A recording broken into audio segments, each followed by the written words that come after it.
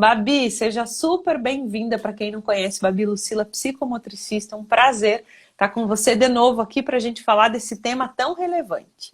Sim, tudo bom, Marcela? Muito obrigada por me receber aqui novamente. Adoro falar com você. Sempre muito especial nossa troca. E hoje foi muito pedido, né?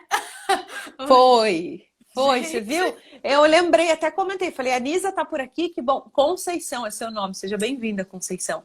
E foi realmente solicitado, né? A gente começou a falar ali, você estava comentando em uma live que eu tinha feito, e aí o sim. pessoal pediu, falei, ai, super legal. O Babi sugeriu, falei, então fechou, todo mundo tá querendo. E a gente recebeu algumas perguntinhas também, Babi, depois que a gente conversar um pouquinho hoje. Com certeza vai dar tempo da gente responder todos vocês também. E conforme a gente for falando, pessoal, podem ir escrevendo também, viu? Se não der tempo da gente responder ali na hora, até o final a gente fala com todo mundo também. Babi, vamos Diga, começar com a nossa pergunta aí crucial já. Puxa vida. diga lá. Que a gente faz, que a gente precisa levar em consideração de principal, assim, se você pudesse para começar a nossa live? Na hora de escolher, eu preciso escolher uma nova escola para o meu filho ano que vem, ou é a primeira vez que ele vai começar a estudar, né? Tá em idade escolar, vai começar a estudar. O que eu preciso levar em consideração? Marcela, antes de eu responder a tua pergunta, eu queria dizer que tudo que eu falar aqui não é de conhecimento da pedagogia, né? Porque eu não sou pedagoga, então eu trabalho com a psicomotricidade, então eu estava inserida sempre no contexto escolar por ser psicomotricista e estudei muito todas as filosofias por conta disso. Então, é realmente uma paixão minha as filosofias pedagógicas. Eu vou trazer aqui a visão psicomotora delas, da criação dos filhos e daí da questão da escola e como escolher essa escola, tá? Mas vamos lá, então. Eu acho que o normal, né, que eu costumo ver, não sei se você também, dos pais, é eles pensarem na estrutura física, né? Eu acho que isso é muito comum da gente mesmo, né? Se a gente vai num restaurante, a gente olha como ele é por fora antes de entrar, se tá cheio de carro, daí a gente fala, tem bastante gente, talvez seja gostoso. Né? A gente não se dá a oportunidade de, às vezes, num menorzinho, num mais simples, em alguma coisa assim. A gente sempre tem aquela visão da estrutura. Então, antes de mais nada, eu queria quebrar de vocês essa impressão, tá? Eu queria que os pais pudessem ver de outra forma a escola, não como uma estrutura só física. Na verdade, o físico é uma das últimas coisas que a gente vai olhar, um dos últimos pilares dentro da minha opinião. Porque a criança, ela precisa de muitas outras coisas dentro da escola que não são necessariamente o físico. Né? O físico vai vir ali juntinho, mas não tão grudado como primeira escolha. Eu acho que a primeira coisa que você precisa pensar quando você vai colocar seu filho numa escola é quem é o seu filho. Eu acho que você tem que pegar um papel e uma caneta e desenhar. Você desenha um corpinho assim, e daí você começa a colocar em volta desse corpinho as potencialidades, aquilo que seu filho é bom. Porque a gente conhece o filho da gente, a gente sabe. Ou se você tem alguma dúvida, fala com a avó, fala com as pessoas de perto para ter mais opinião também, sabe? Mas constrói essa criança, sabe? Faz um biotipo ali das potencialidades dela. Por exemplo, meu filho gosta de artes. Pum, artes. Meu filho gosta de brincar na terra. Terra. Meu filho gosta muito de exatas, ele gosta de encaixes, ele gosta de coisas mais de motricidade fina, então com certeza ele vai para uma área mais exatas. Então, exatas. Você vai colocando tudo que ele tem de potencial. E dentro desse potencial, você vai ver qual tipo de metodologia serve para o seu filho. Eu acho que esse é o segredo da jogada. Aí você viu a metodologia? Aí que você vai ver as escolas que têm essa metodologia e começar a trabalhar em cima delas. Louco, né, Nossa. Marcela? Eu fiz um caminho totalmente ao contrário, né? Não, mas assim, ao contrário, super legal. Ao contrário do jeito tradicional, na maioria das vezes que a gente pensa. E eu gostei que você começou trazendo. Fiz uma apresentação bem breve tua também, né? Essa visão da psicomotricidade, justamente, que é legal, da gente sair da caixinha, né? Normalmente, sim, a gente está acostumado, nada contra, mas a ter essa visão pedagógica e acaba esquecendo de ver esse todo. E a gente vai seguindo, vai seguindo. é o padrão, é o natural da sociedade, e a gente deixa de lado algumas coisas que são essenciais, como isso que você trouxe já no começo. Opa, antes de eu pensar em que escola eu quero para o meu filho, eu preciso entender quem é o meu filho. Ops, isso faz total diferença, claro. A partir daí a gente começa. Com E isso certeza. vem ao encontro do que a gente fala muito também, adoro conversar contigo, e você tem muito essa linha de pensamento também, né? Da gente conseguir enxergar a criança com as suas individualidades, potencialidades, respeitando quem ela é, não colocando ela dentro de uma caixinha e simplesmente padronizando porque é o mais comum, porque esse é o caminho. E hoje eu acho que o que a gente vai trazer aqui é muito rico nesse sentido, né? Porque para a gente entrar na parte das filosofias, de fato, a gente precisa entender que, antes de tudo, não tem certo nem errado. Cada criança é uma criança, cada família é uma família. E se a gente começa fazendo esse desenho que eu adorei, brilhante, desenhar literalmente, puxa, pega uma folha e desenha. Quem é aquela criança? Quem é o meu filho? E puxar ali as potencialidades, a gente consegue chegar em um ponto que é muito, muito nobre, né? De muito respeito para aquela Com criança. certeza. E eu acho que você consegue, quando a gente desenha, não é bobeira, assim, sabe? Eu não quero que as pessoas pensem que eu estou infantilizando vocês, gente. Não. A intenção é você materializar a criança, porque daí você realmente tem uma visão dela, né? Mais pontual. E outra coisa também que eu esqueci de falar, além das potencialidades da criança, o que você, como instituição familiar, preza moralmente. Sabe assim, quais são os teus valores? Respeito, carinho, afeto, até religiosidade, sabe? Coloca esses pontos assim, que também vão ser muito importantes para você conseguir trabalhar naquele filtro da escola daí, porque na verdade a gente tem um leque gigante, a gente tem que filtrar. Tem muitas escolas boas, a gente tem que só ir filtrando para escolher a que mais se adapta ao nosso filho, né? Vou puxar um gancho até com o que você colocou e vou trazer a pergunta. A Nisa nos fez uma pergunta hoje na caixinha ali dos stories, que eu acho que cabe bem aqui já. Que perguntas que são relevantes da gente fazer na escola? O que ela pode perguntar? E ela está justamente nesse momento, né? E ela sugeriu muito o tema dessa live também. O que pode Eu perguntar? Não sei se você quer entrar antes nas filosofias ou se a gente começa falando sobre isso também. não, acho que a gente pode perguntar, assim, pode trabalhar isso, depois eu trabalho as filosofias. Eu acho que assim, quando você vai visitar uma escola, né? Primeiro de tudo, você tem que. Antigamente a gente tinha um horário mais aberto de visitação das escolas. Então, meio que se escolhiam as escolas que permitiam que você entrasse a qualquer momento lá. Só que hoje tem várias regras que não permitem isso, até mesmo pro bom andamento das crianças, né? Não entendam, gente, às vezes que a escola não quer mostrar as coisas. Não é isso. Às vezes a criança está numa atividade super importante que ela não pode sair daquela atividade. E daí vai aparecer uma mãe, ela vai achar que a mãe dela vai aparecer também. Então entendam que isso é uma questão bem. A escola precisa ter os horários marcados, não é porque eles saem pulindo tudo e daí vocês vão chegar. Eles nem pensam nisso. É porque eles realmente precisam desse tempo. Mas assim, a partir do momento que você marca um horário na escola para ir, você vai lá visitar. Eu sugiro não fazer assim, sabe, todas as visitas de escola no mesmo dia. Eu acho que é cansativo. Tem gente que gosta muito de levar o filho junto.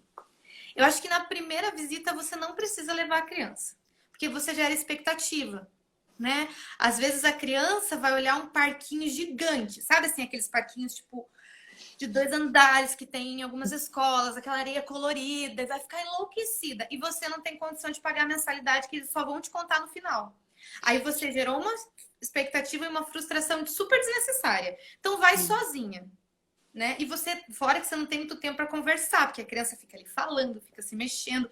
Então, tenha um tempo seu, do seu ou do seu marido, do tutor, enfim, de quem estiver, né, na sua responsabilidade aí, ir junto, em família, escolher essa escola.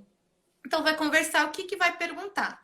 Você provavelmente vai ser recebido pela secretária ou pela pedagoga, que vão andar pela escola, pela parte que é possível de você passear para você conhecer.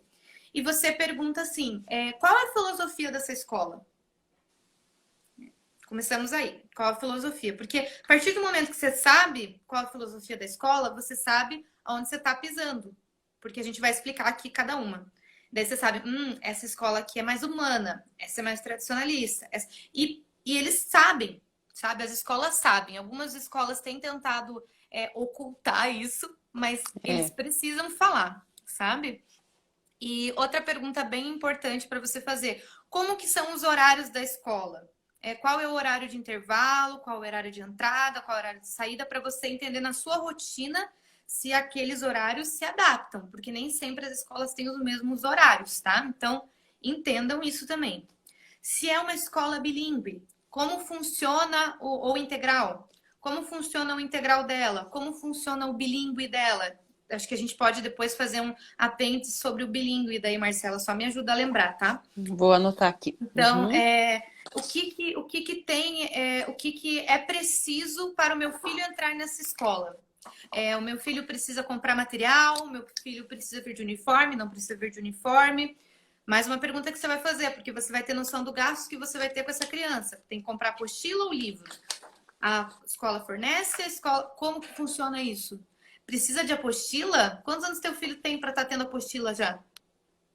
Tudo isso aí. Crianças muito pequenas numa escola que tem apostila, visão tradicionalista. É o que você quer?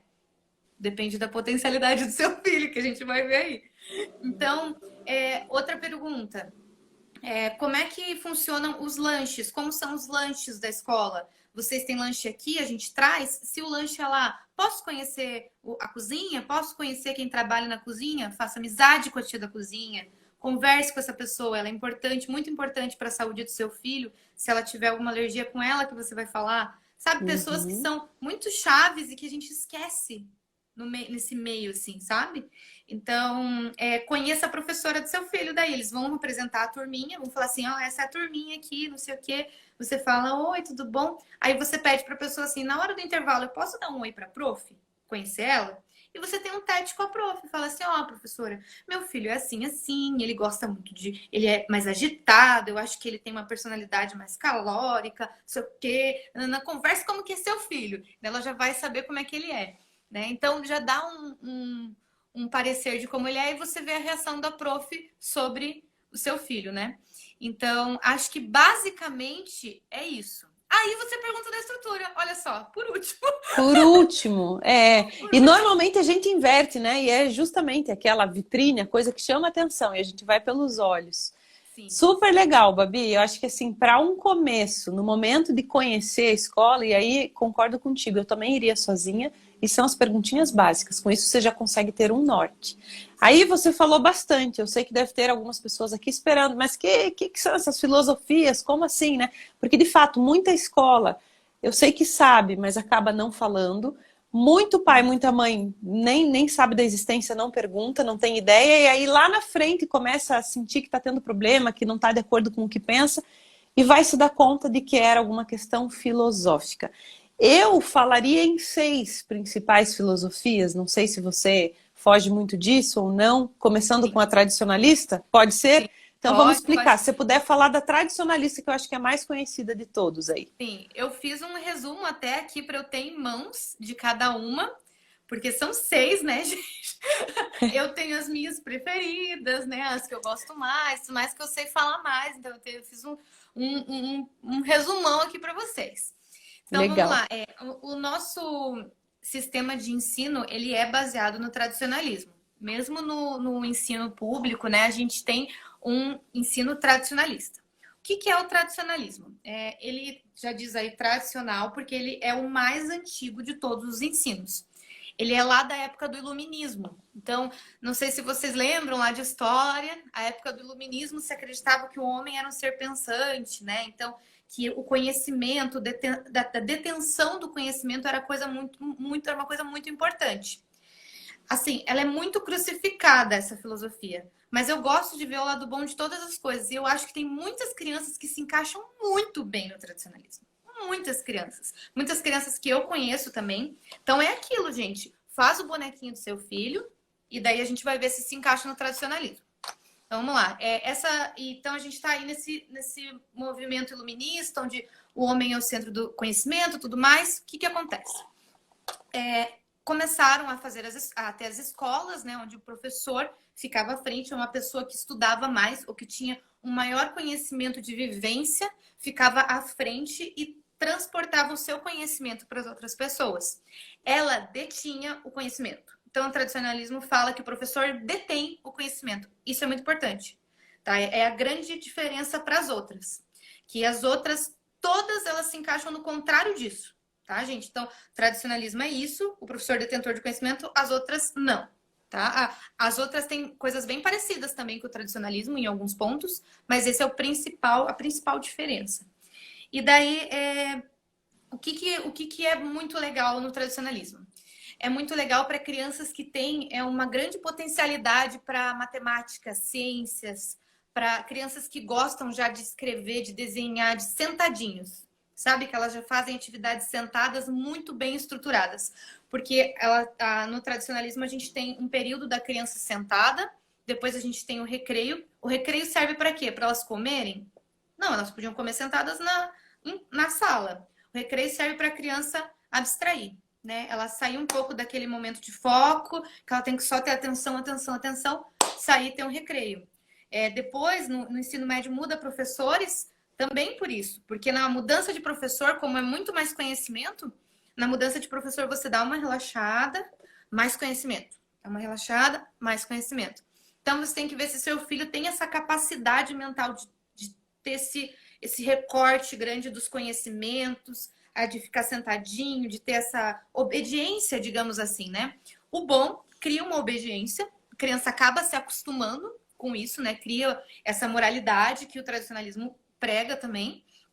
E também é uma coisa muito legal e que pouco se fala, é que o tradicionalismo faz um link bacana com a casa, né? Porque tem sempre reunião de pais, né? O tradicionalismo sempre traz os pais para dentro da escola e mostra que a educação é da escola e da casa. Então, os dois têm que ter a mesma linha de raciocínio ali.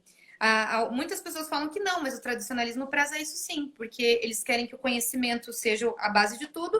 Para ter conhecimento, tem que ter conhecimento em todos os lugares, em casa também, tá? Então, essa é a sacada do tradicionalismo. Não sei se eu consegui me fazer entender. Conseguiu, explicou super bem, Babi. Eu gostei que você colocou o ponto que, né, quando a gente começa a falar, parece, ai, mas puxa, que pesado, que difícil. Primeiro, a gente tem que lembrar que cada criança é uma criança, é de acordo com o desenho dessa criança, e depois, você já trouxe um ponto que é muito positivo, independente do perfil da criança, essa conexão família-escola. E aí, eu vou passar a bola para você para fazer um parênteses pelo comentário que eu tô lendo até da Nisa aqui. Ah, meu filho não ia gostar. Eu acho que a gente precisa, além disso, ponderar, especialmente quando a criança é menor, essa questão do tradicionalismo, bem pelo que você pontuou. Puxa, a criança que tem que ficar lá sentadinha, quietinha, parada. Naturalmente, uma criança, quanto mais nova ela é, mais por movimento ela vai aprender, né? Você, mais do que todos nós aqui, sabe bem disso, até pela tua área de atuação. Então é importante a gente ponderar isso, né? Puxa, isso vale para qualquer idade? A partir do momento que a criança vai estudar, eu já posso levar isso em consideração? Ou eu preciso ter essa ressalva de que meu filho, sendo muito mais novo, pela idade dele, independente da filosofia, vai ter essa coisa possivelmente mais ativa, que é natural da infância? Sim. Quando a gente coloca a criança numa escola, a gente tem que pensar com certeza nisso, nessa questão da idade também.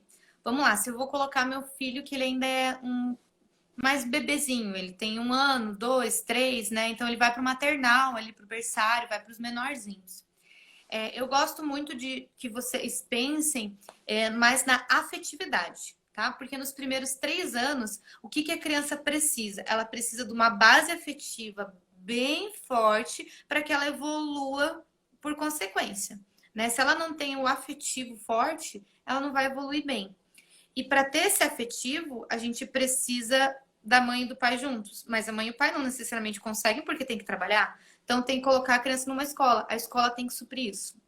É um trabalho que é feito de casa, mas eles têm que fazer o trabalho que é feito em casa. Então você tem que ver quem são essas berçaristas que estão cuidando, quem que está por trás disso. E daí eu acho que aí não cabe tanto uma filosofia, sabe, Marcela? Isso. Cabe mais esse cuidado, né? Aí quando a criança começa com as palavras, começa com as letras, começa a ser letrada, aí a gente vai começar números, né? A gente começa a pensar e ver a criança como um ser mais pedagógico, né? Porque você começa a ver a criança como um ser que vai estudar, que vai entender cada área do conhecimento. E daí, qual área do conhecimento ela se sai melhor? Né? Ah, a gente acha que toda criança vai sair bem na educação física, mas olha a fundo o seu filho. Olha nas brincadeiras, né? Nas brincadeiras dele, o que ele gosta mais? De brincadeira ampla, de terra, de natureza, ou de brincadeira fina, de brincadeira de encaixe? Isso que eu já falei aqui. Eu acho que é bem isso que tem que olhar. Mas a importância é quando a criança começa a fase escolar, que daí que você tem que prestar mais atenção nas filosofias, tá, gente? Acho que é o mais importante. Perfeito, perfeito, Babi. Agora você falou aí dos materiais naturais, eu também, sem querer, acabo tendo preferências, né? Logicamente. E aí eu tenho muito gosto por algumas, e vou falar de uma filosofia, se você puder falar dela agora, que prioriza muito esse ser integral, especialmente no começo da vida, nos 7 primeiros anos de vida, que é a filosofia Waldorf. Se você puder falar dela, para a gente começar a conhecer aí também. Sim, gosto muito. Essa filosofia eu gosto muito. Tá entre as minhas top 10. Top 3, eu tenho 3, só que eu gosto mais. A Waldorf, o que ela é? Ela foi feita por um russo, né? Não tô que tem esse nome, né? Mas não é o nome do cara, Waldorf, tá? O nome do cara é Rudolf Steiner. É. Steiner. E daí, assim, ele foi numa fábrica trabalhar ali a área de... Ele trabalhava na área de psicologia, né? Psiquiatria. Daí ele foi dar uma palestra, falar sobre a filosofia dele e tal. E o nome da fábrica era Waldorf. Então, os funcionários da Waldorf resolveram ir para casa e levar essa filosofia não só para a vida deles, mas colocar nas crianças deles, isso também, na educação das crianças, dos filhos deles. E aconteceu que deu certo. As crianças evoluíram super bem, deu super certo e foi sensacional. E a filosofia Waldorf, o que ela acredita? No primeiro centênio, né, que você já falou aí, que são dos primeiros 7 anos. A importância que tem os primeiros 7 anos. Neurologicamente, é a fase que a criança está em maior maturação, é a fase do nosso corpo de maior maturação. Nosso corpo, nossos neurônios, eles maturam, tipo, até adulto. A gente ainda está maturando aqui. Mas a maior maturação é nos 7 anos. Antes você acreditava que só acontecia isso, inclusive, só até os 7, depois acabava. Imagine. E não faz muito tempo. Eu acho que foi antes de 2000 que se falava isso. Que era só até aí, né? Até os 7. Então, era uma coisa muito preocupante, inclusive, pensar isso, né? Que a gente não evolui depois, mas a gente evolui até para sempre. A gente sempre é um ser em constante evolução. Mas os primeiros 7 anos, com certeza, são as fases em que a criança está com mais terminais sensoriais abertos, com mais neurônios esperando suas ligações neurológicas, que as ligações são que formam conhecimento. Então, tá ali preparado para tudo. E a filosofia Waldorf fala que esse período é muito importante e por isso a gente tem que aproveitar. E como que a gente aproveita? A gente une quase que um espiritual e um intelectual da criança.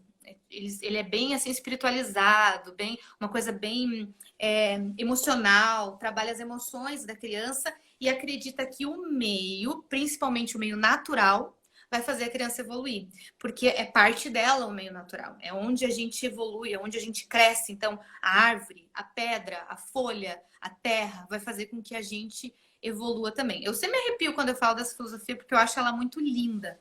Mas ela é intensa, forte, né? Eu também acho, integral. Nossa, assim. eu acho a Waldorf muito forte, assim, porque pega na nossa raiz, né? Que é a terra.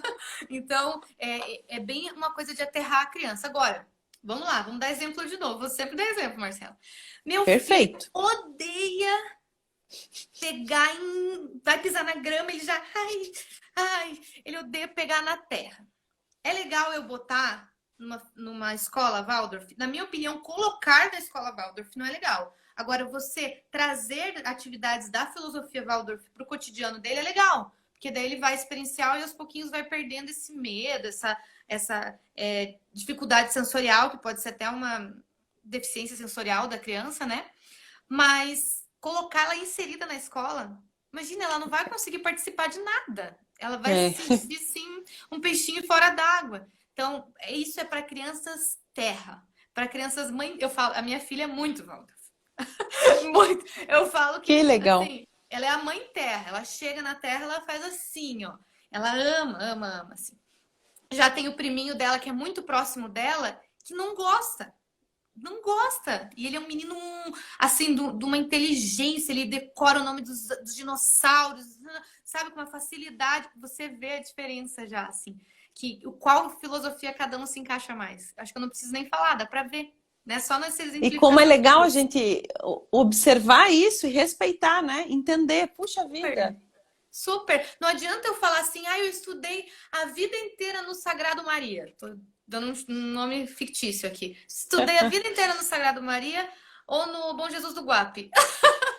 Adianta você falar assim, eu vou pôr meu filho porque eu estudei lá e eu gostava muito, fiz amigos para a vida inteira. Seu filho não é você. Ele tem tua carga genética, ou não, se for adotado, mas ele foi criado por você, mas ele não necessariamente é igual a você, porque ele é um novo ser. Ele é uma nova pessoa. Não tem como ele se adequar à tua filosofia, entendeu? Cada ser é muito único. Nossa, e você colocou de uma forma, Steiner sempre pregou justamente isso, né? Essa filosofia traz muito esse ser integral que é a criança, o temperamento da criança, especialmente nesse primeiro setênio. Muito legal. Sim, e isso do material da natureza, né? É muito gostoso, né, gente? Vocês podem fazer a filosofia Waldorf em casa. Usem É, materiais da natureza com a criança, né? Dá, e é sensacional.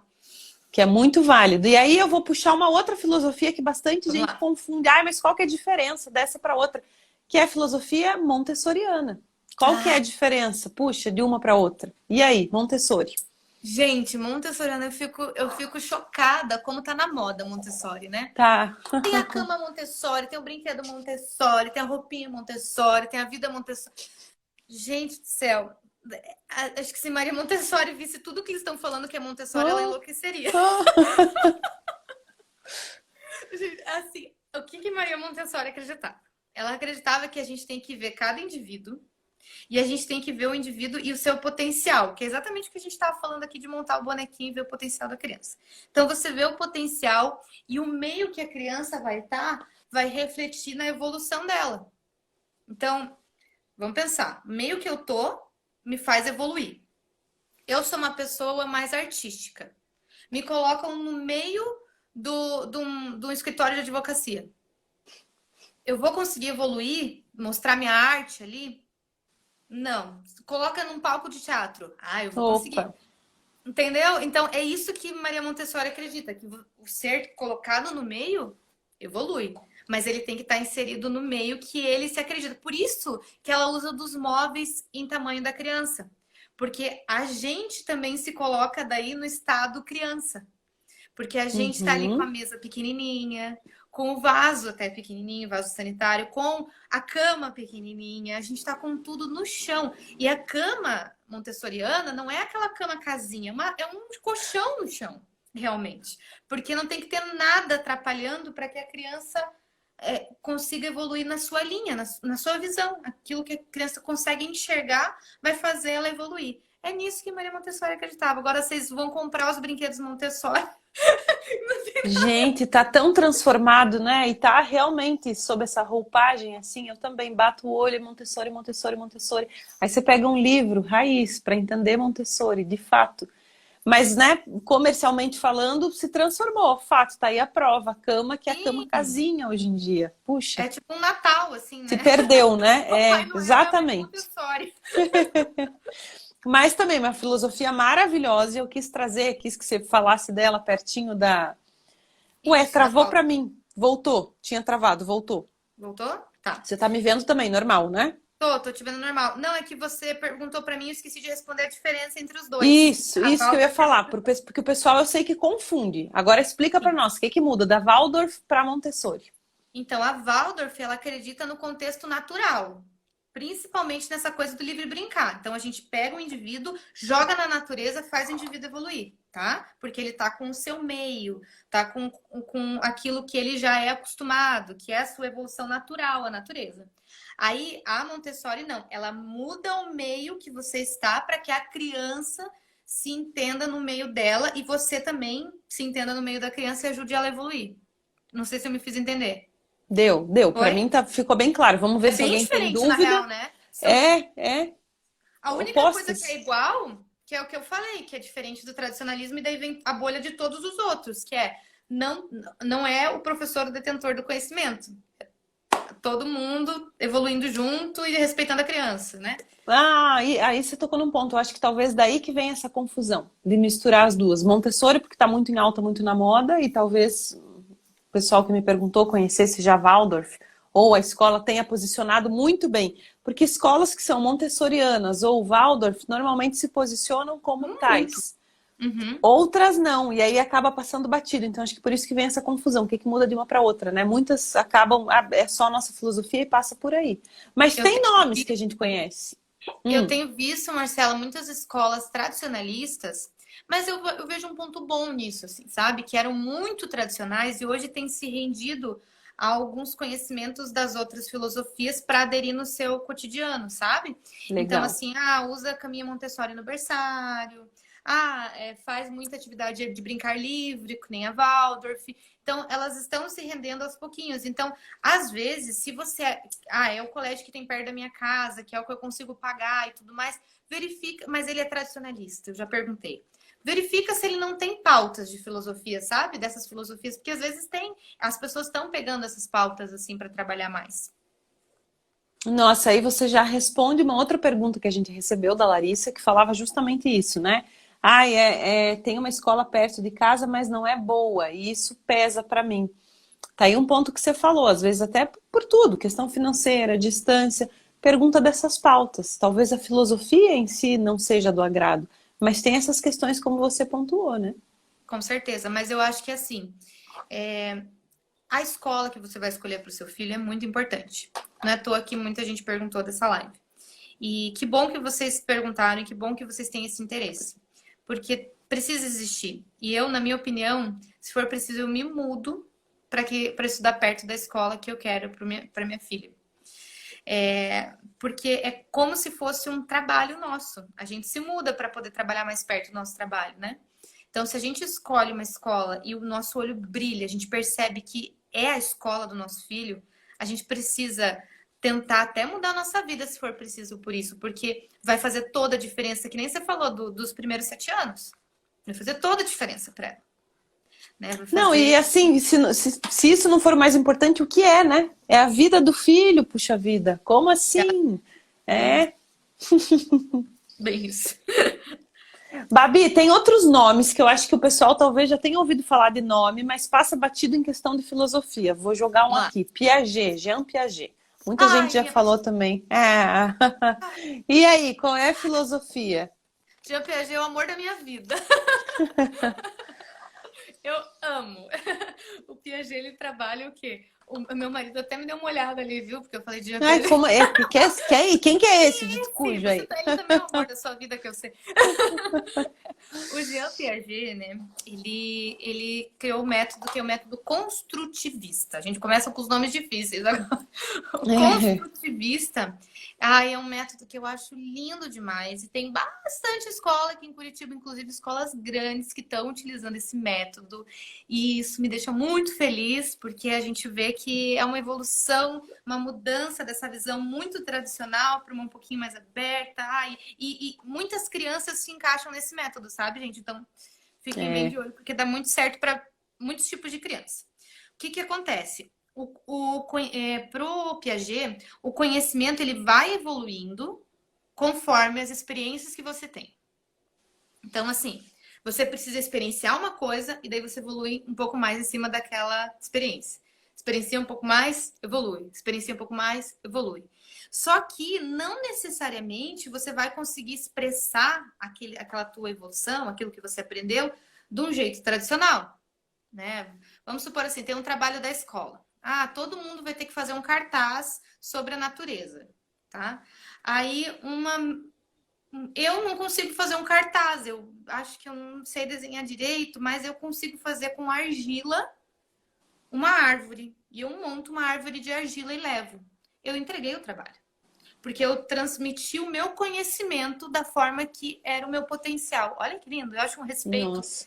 É. gigante pelo ser humano, assim, tipo, não coloca ninguém em quadradinho, coloca todo mundo assim, respeitando o seu formato, falando que cada um tem o seu jeito, o seu potencial.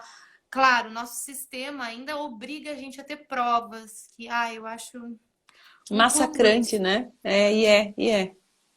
é horrível, mas a gente ainda precisa passar por provas, por trabalhos e trabalhos e trabalhos, mas esse método, ele deixa mais soft, sabe? Mais leve esse conhecimento, porque permite essas outras ampliações. E daí o professor consegue ver que o aluno está evoluindo de uma outra maneira. E daí a coisa vai acontecendo. Eu assisti um vídeo bem rápido uma vez falando sobre esse método, assim, numa escola, eu acho que era nos Estados Unidos, mas não sei se é Estados Unidos ou Canadá, eu não lembro do sotaque direitinho. Mas ele mostrava uma escola onde estava sendo aplicado o método.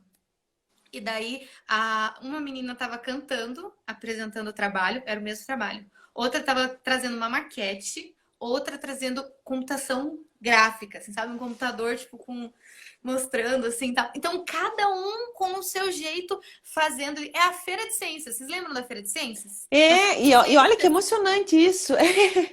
Só que a Feira de Ciências a gente esperava para acontecer, porque aconteceu uma vez no ano e era super legal. Você tem a Feira de Ciências toda semana na escola. Imagina! É sensacional isso! E os pais participam em casa. Então, é muito legal. E tira totalmente o professor da detenção do conhecimento. Óbvio. Porque não faz o professor falar assim, vocês vão fazer isso. O tema é rato. É isso. Uhum. Rato, sistema digestivo, como ele anda, como vive, como se reproduzem, cada um decide o que vai fazer. Né? Então, olha que sensacional. Esse é o método construtivista que é o meu top 1. Ele vale para diferentes tipos de criança, porque a criança que tem lá um super QI, né, já tem um conhecimento mais elevado ali, uma capacidade assim de raciocínio lógico matemático, conhecimento não, porque conhecimento não tem, mas um conhecimento lógico matemático mais elevado ali, vai se encaixar de um jeito. Agora a criança que é artes, que é mais livre, mais solta, também tem. A criança que é mais tímida, vai entregar um papel escrito ali, também tem. Todo mundo é respeitado. Olha, impressionante, assim, bom saber o quanto realmente, pelo menos aqui em Curitiba, eu também vejo crescer muito. Muito. E eu acho que, não sei se eu poderia falar que de todas essas filosofias, esse talvez fosse o que mais, todos respeitam, né, da sua forma. Sim. Mas abrange de uma forma muito adequada, né, assim... não é aquela coisa que foge do tradicional. Puxa, a cobra tem que subir em árvore, o sapo tem que subir em árvore, a zebra tem que subir em árvore. Apesar de acabar culminando nas provas, como você bem pontuou. Infelizmente, a gente não consegue fugir disso, né? É o nosso sistema. O sistema educacional aqui teria que dar uma bela repaginada para a gente conseguir focar justamente nessas potencialidades e respeitar cada um como é. Acaba, assim, afunilando e vai chegar nessa prova. Então... Por mais que tenha tudo isso, sim, a gente continua dentro. Todas elas seguem BNCC, aí a gente vai cair nesse nosso tradicional aqui do sistema educacional mesmo, né? Sim, mas como a filosofia faz diferença e como é importante. Para no meio do processo a gente não começar a se questionar, mas tem alguma coisa errada, não vai. Puxa, e aí? As perguntas iniciais, né? Esse conhecimento nosso anterior de tudo. Sim, que é essencial. Piaget e agora Vygotsky, também é um nome que eu sei que talvez o pessoal tenha já ouvido falar. Filosofia de Vygotsky, Babi, é o... A maioria dos pensadores de filosofia, gente, são psiquiatras, psicólogos, são da área da psique, da neurologia humana, né? A maioria deles. Por quê? Porque as filosofias, na verdade, elas foram se tornando pedagógicas, né? Mas são filosofias onde você pode criar seu filho. Né? Não precisa ser uma filosofia só escolar, assim, né? Então é uma filosofia aí que você pode trazer em casa também. A filosofia do Vygotsky é sócio-interacionista. Então, o nome dela diz tudo. Sócio-interacionista. É interação social. Tá? Então, eu gosto muito dessa para crianças sociais. Crianças que são fáceis socialmente. Por quê? Ela acredita que a missão do professor também é ampliar conhecimento. De novo, mais uma vez, o professor só fala assim, ó, eu sei só isso aqui, vamos trocar, vamos fazer troca aí, vamos ampliar nosso conhecimento juntos. Então, é aquela coisa do respeito que você acabou de falar. Mas ela acredita também que a criança é um ser multifatores. tá? E daí ela divide ali em fatores orgânicos e ambientais, né? Que a criança tem as suas questões orgânicas, biológicas dela, as potencialidades que a gente falou, e tem o meio que ela vive. Daí, nesse meio, a gente tem a cultura inserida, a religiosidade inserida, tá? Vygotsky, muitas filosofias religiosas usam Vygotsky, tá? Muitas. Uhum. Porque daí elas ensinam dentro da religiosidade aquilo que elas creem, dentro já do conhecimento que é enviado para a criança. Se a criança já tem um potencial para isso, se a família já está inserida nesse contexto, eu acho super saudável. Eu não acho errado, não. Acho super saudável, mas é claro que isso tem que ser o trato de cada família, é o que cada família escolhe, né? E é uma metodologia super ativa. É uma metodologia que acredita, ela vem um pouco dessa do Waldorf de ser ativa, de trazer uma aula para fora, sabe? De trazer para o pátio. Então, ela tem isso de uma visão um pouquinho mais ativa, mas justamente por acontecer o social, né? Porque daí a gente não fica todo mundo sentadinho na carteira e a gente não interage. A gente está ali no meio mais aberto, a gente está em roda, a gente se olha, a gente interage, tem bastante coisa com roda, né? Vygotsky também. Então, trabalha bem essas questões, assim, da interação do ser com o outro. É legal. Gosto muito também. Gosto muito de estar ali numa das que eu gosto bastante da sócio-interacionista. E a gente precisa, né? Precisa, sim. E acho que todas as escolas, de modo geral, têm tentado trabalhar cada vez mais essa interação. Trabalho em equipe, por mais que não seja filosofia, porque fato, a gente usa o tempo todo, né? Para trabalhar vida de adulto. Esse espírito de liderança que foi criado nos millenniums vem muito do Vygotsky. Porque ele veio bem nessa... Foi trazido mais à tona no Brasil, assim, nessa fase. Então, nossos professores estudavam muito Vygotsky. E daí eles trouxeram muito da pedagogia deles pra gente disso. Então, a gente tem... Você vê hoje empreendedores, líderes, né, muito bons, que vieram frutos... Eu não necessariamente todos, né? Mas eu acredito que muitos deles, dessa filosofia, ela trouxe muito dessas pessoas nesse... Não sei se você concorda comigo, nesse âmbito aí. Não, faz sentido. Não tinha parado para pensar nisso até então, não. Mas faz sentido. Você falando, eu ouvi e falei, opa, é mesmo. Porque, ó, e tem uma última, era... Babi. Oi? Pode voltar. Tinha travado você, voltou. Você falando, pode falar. Não, porque agora a gente está na era daí do Waldorf, do Pickler, do Montessori, a gente está nessa era. Vamos ver como que vão vir essas crianças, né? Então, a gente Verdade. né? Entendeu? A gente teve a era ali que foi muito tradicionalista, dos nossos pais, nossos avós. Isso. Aí a nossa era foi mais Vygotsky. Uhum. Foi super, super, né? Você vê o ano, tudo de estudo, até chegar no Brasil, né? Lá fora já tá há muito tempo, mas até chegar no Brasil, tudo. Então, aí a gente teve Piaget também nessa fase. Então, pode ver, a gente traça uma sociedade nisso, né? Eu falo, gente, a escola é o social. Vocês podem pegar qualquer filosofia e lidar com elas em casa. Não, e olha a importância da gente escolher. Ou seja, daqui a uns 20 anos a gente vai ver como vai ser hoje. Imagine Montessori e Waldorf. Veremos. Perfeito. Uau! Ai, aqui. Vão vir maravilhosas. Sim. Vygotsky, Nisa. Eu vou tentar escrever aqui para você. Tá. Gostei da... ela falou que gostou da parte social, porém não necessariamente da religião. Mas não é que venha a religião junto, não é isso que eu quis dizer, tá? Eu quis dizer que algumas escolas religiosas utilizam dessa filosofia, mas não necessariamente só dessa. A maioria, inclusive, usa tradicionalista. Eu tô falando das mais abertas, né, e tudo mais. Mas a maioria das escolas que usam o método de Vygotsky, elas usam essa parte social mesmo, tá? Eu só trouxe um exemplo, mas não quer dizer que são todas, tá? Não precisa se apegar a essa religiosidade, não. Legal que você esclareceu pra gente ter isso bem claro mesmo. Senão, às vezes, puxa, tava indo tão bem, mas isso pesou pra mim, já não vai funcionar. Não. Não é só. E, Nisa, às vezes, não sei também, depende de quem vai apresentar a escola e tudo, mas se falar Vygotsky, imagino que vão saber. Às vezes pelo nome da filosofia sócio-interacionista, mas acredito que Vygotsky também, assim como Piaget, é bem tranquilo, né? Então esse é o nomezinho dele. E Pickler, Babi? Pickler, você pontuou aí, eu ouvi um Pickler. Pickler é uma filosofia que eu acho muito legal também. ela foi criada por uma mulher maravilhosa.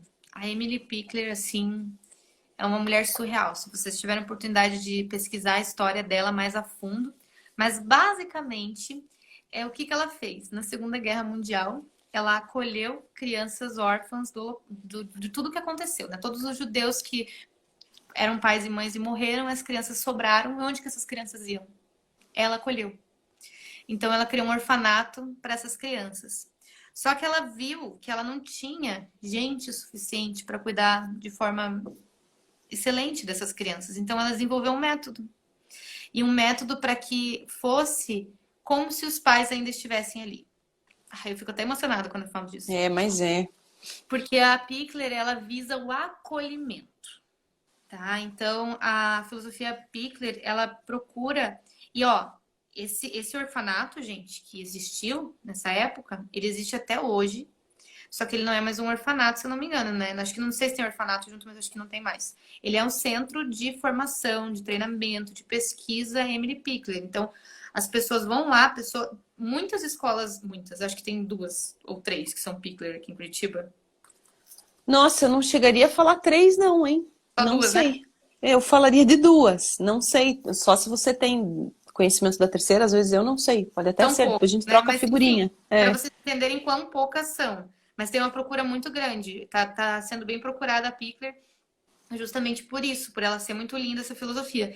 E as pessoas precisam ir lá ou fazer uma formação de lá, que vem até aqui, para poder aplicar na escola. Tá? É diferente da Montessori, das outras que a gente está falando, que não são filosofias onde tá já ali, você pode usar só algumas ideias, né? Não, essa filosofia é uma filosofia bem estruturada já. Ela é estruturada, porém ela não é A, B, C, D, E, tá? Ela é uma filosofia que acredita bem no contrário, que as crianças conquistas se dão de dentro para fora e de fora para dentro. Então, as conquistas se dão na troca da criança com o meio, com as pessoas, com o ambiente. Essa troca é super importante, ela precisa ser livre. Então, a Emily Pickler, acho que ela viu as crianças... Eu fico pensando com a cabeça dela, assim, sabe? Eu acho que ela viu essas crianças sem acolhimento, sem afeto, e que perderam tanto, e principalmente perderam a liberdade por muito tempo, porque muitas delas devem ter ficado presas em armários, embaixo de camas, né? Em casas de pessoas que nem conheciam, e de repente elas são livres, mas dentro de um orfanato. Então, não tem mais o pai e a mãe. Então, ela dava muito acolhimento para essas crianças, mas ao mesmo tempo uma liberdade muito grande para elas se desenvolverem. Então, olha que legal. É uma filosofia muito legal, né? E se você gosta, se você quer criar teu filho com liberdade, se você procura isso no seu filho. Agora, meu filho é super agitado. Não, meu filho, ele não para quieto, ele não sei o que, não sei o que. Meu filho, você só vai dar mais liberdade para ele ainda. Então, presta atenção. Presta atenção naquilo que você quer potencializar também. Né? Ali no bonequinho você pode colocar as coisas boas e as coisas ruins, né? Lembrando que a gente fez o desenho de um bonequinho das potencialidades da criança, mas põe o potencial e põe o que não é bom também, para você ver o que você quer estimular e o que você não quer. E é importante para você ponderar, olha, bem pontuado, verdade. Né? Então, pensem bem nisso aí. Mas é uma filosofia, daí eu já vi que crianças que são mais retraídas evoluem bem, porque elas começam a entender o senso de liberdade sem ter uma pressão de que nem... eu acho que no Vigotes que você tem que conversar com o outro, você tem que ter interações no meio, daí dá um, né? Mas nessa é mais livre. Então ela consegue...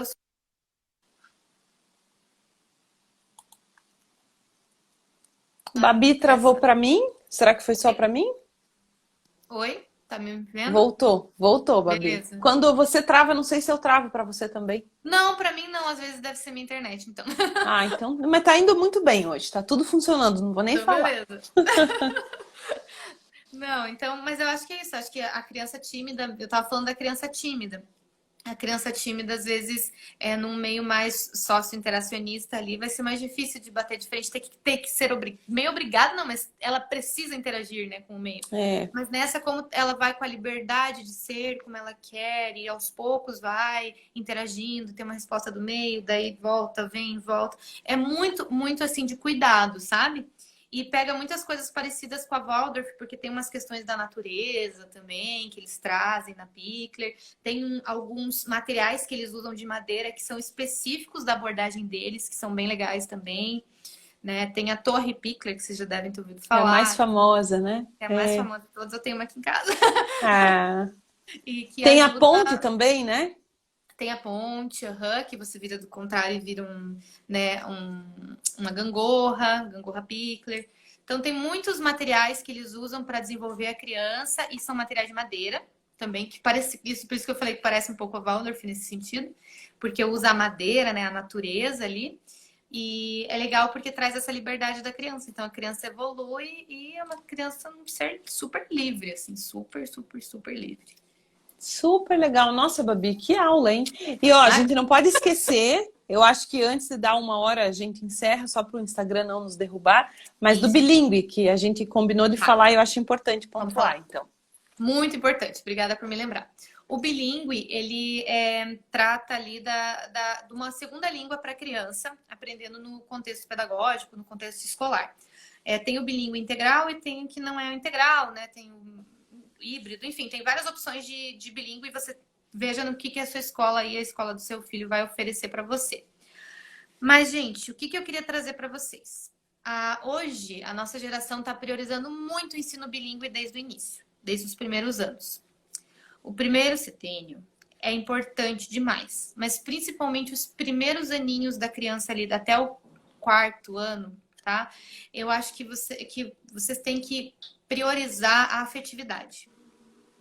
Antes da criança ter que aprender uma língua, a criança ter que saber 3 idiomas, que eu já ouvi pais falando que meu filho com 10 anos vai ter que saber 3 idiomas. Gente, a criança, ela é super plástica, ela vai aprender depois. Ela vai aprender, sabe? Não deixe ela tá na faculdade para aprender.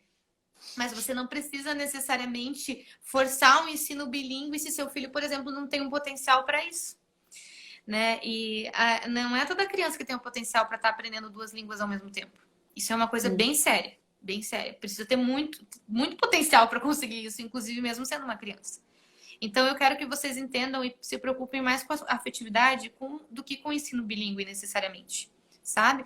Depois, lá pelos 6, 7 anos, a criança vai começar a aprender o inglês junto com o português e daí vai evoluindo, daí você vê, ela tem um potencial. Vamos botar no bilíngue de tarde também?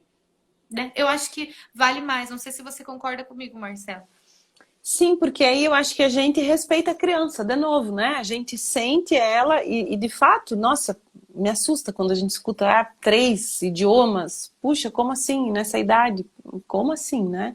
Agora, você respeitar essa alfabetização, entender quem é seu filho, aproveitar essa neuroplasticidade para encaixar no momento certo, ok, tá tudo bem. Mesmo que no começo, e às vezes eu vejo, né, a alfabetização e atendo alguns estudantes assim, parece que dá aquela maçaroca, né, no início ali, dos 7, 8 anos, mas isso é normal, isso eu explico para os pais, falo, calma. Assim como o português era grego, parecia grego, da mesma forma tem sido inglês até engatar, faz parte. De fato, como você disse, não é por isso que a gente vai esperar então chegar na faculdade, esperar ser adulto para daí fazer, não é isso, né? Só para o pessoal entender bem, que não é o que você está colocando também. Sim, e aí concordo com a tua visão, justamente. Para a gente respeitar a criança. E respeitar o que tem de mais puro e amoroso nela. Sabe que eu paro para pensar muito sobre essa pandemia, né? O tanto que a gente fez também, e até então não tinha outra forma de ser. É fácil a gente falar agora, o quadro está pendurado na parede e falar que está torto, por exemplo. Mas quanta coisa poderia ter sido feita diferente em vez da gente só massacrar com conteúdo e tentar isso via tela e via tecnologia.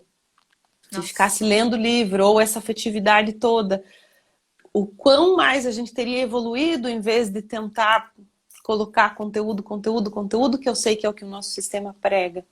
Mas, enfim, né? Só você colocou agora aqui... a gente vai ver os reflexos daqui para frente, né? Do que aconteceu. Né? A gente vai começar a enxergar agora. Uma outra coisa só que eu queria falar, muitos pais vão ver essas filosofias e tal, vão gostar de uma em particular, outra em particular, vão ver o valor da escola e vão se assustar e vão falar, não tem como eu colocar meu filho agora e eu sabia que essa filosofia dá certo, eu não sei o que fazer da minha vida. escolha mais de uma filosofia, escolha mais de uma escola ou tipos de escola para ir. Se você consegue pôr na pública, sensacional, coloque na pública. E daí, em casa, faça a filosofia que você mais gostou. Simples, Perfeito, perfeito. simples assim. Estude, estude pra caramba. Se precisar comprar um curso sobre essa filosofia, compre. Se precisar fazer uma formação, faça. E faça em casa. E faz em casa. Estuda com seu filho em casa. Eu vejo muitos pais que colocam, por exemplo, na escola pública o filho e que tem uma condição classe média que conseguiria colocar numa escola, sabe? Sim, média.